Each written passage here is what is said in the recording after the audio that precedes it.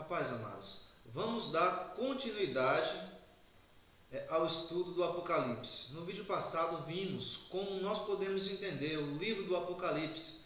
Existem algumas regras que Deus nos dá para que nós possamos entender.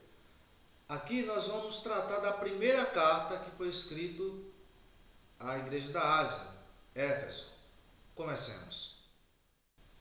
Escreve ao anjo da igreja que está em Éfeso: isto diz aquele que tem na sua destra as 7 estrelas, que anda no meio dos 7 castiçais de ouro. Aqui o Senhor ele começa a se apresentar. Onde é que ele está? Onde é que ele anda?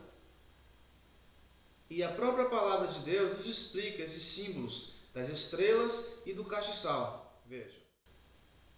As 7 estrelas são os anjos das sete igrejas. E os 7 castiçais que viste são as 7 igrejas. Em outras palavras, ele quer dizer, olha, à minha direita estão os anjos, os mensageiros, que essa é a palavra no original, os mensageiros que eu coloquei para ajudar o meu povo,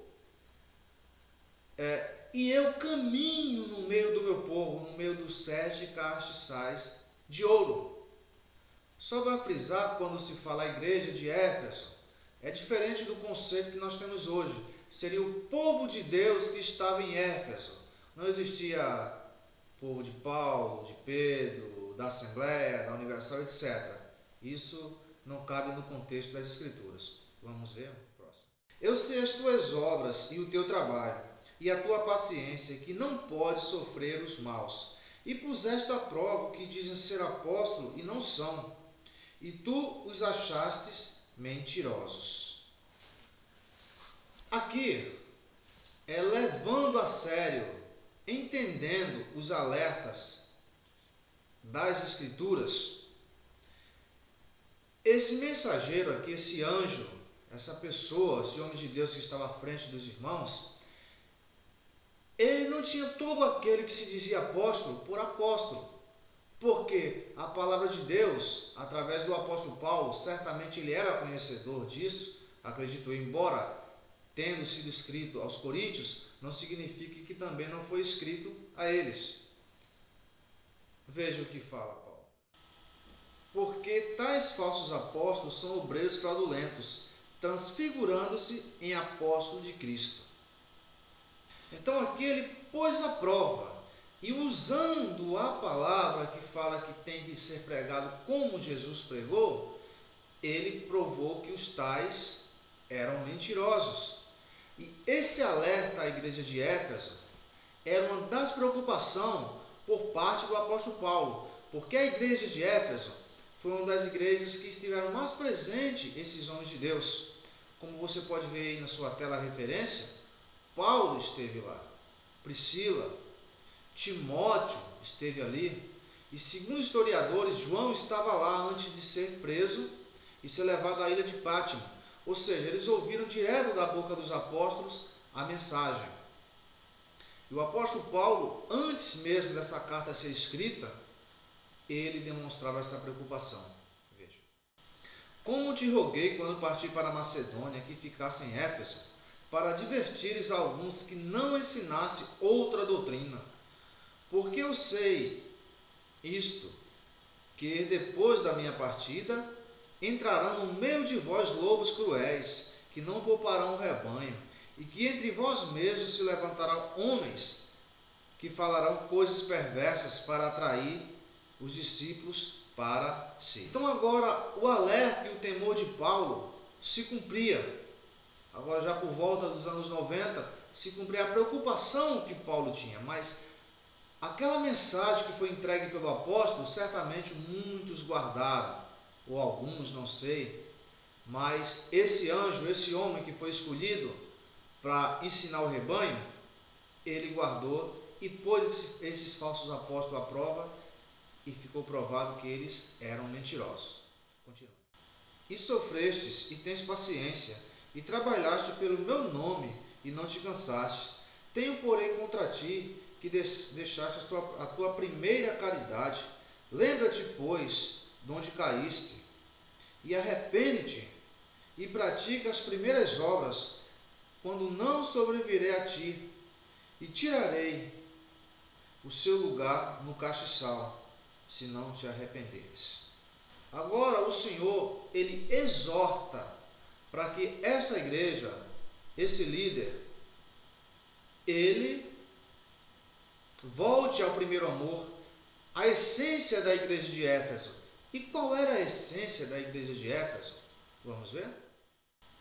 Pelo que ouvindo eu também, a fé que entre vós há no Senhor Jesus, e a vossa caridade para com todos os santos.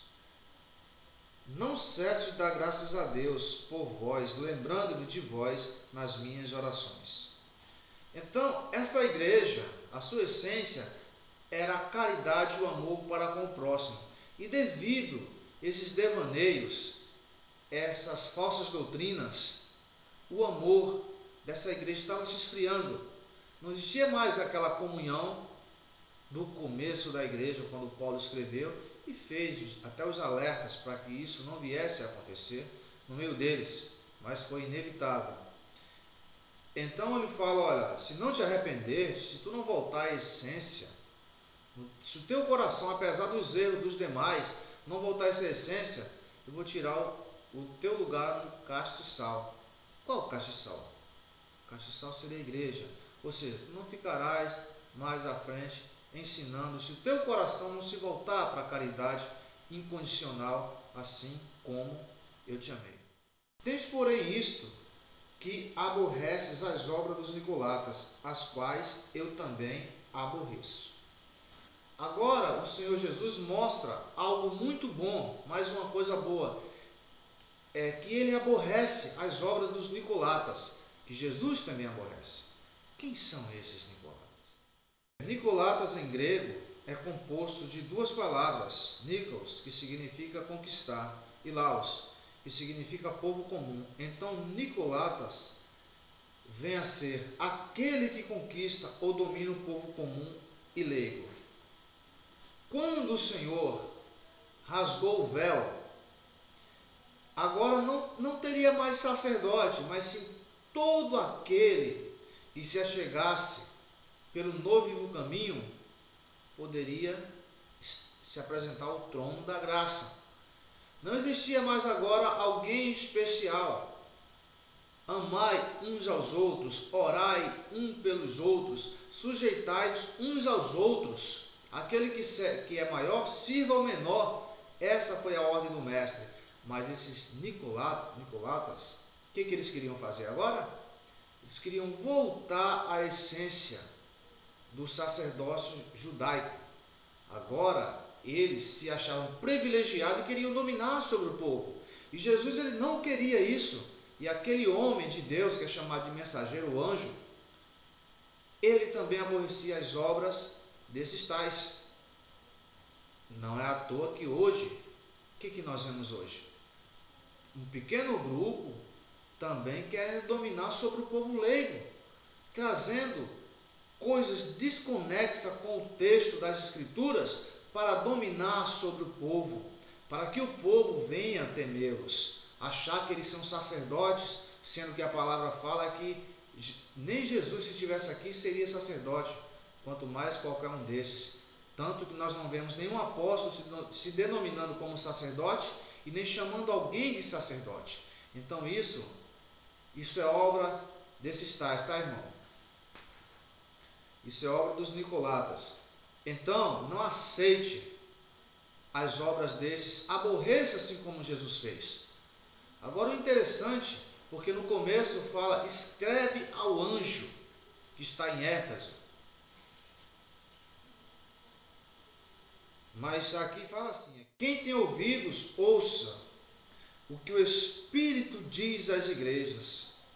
Ao que vencer, dar-lhe-ei a comer da árvore da vida que está no meio do paraíso. Agora a promessa não é mais feita ao anjo, a um homem só, agora é feito a todos, a todas as igrejas, a todo o corpo, a todo membro que compõe a igreja.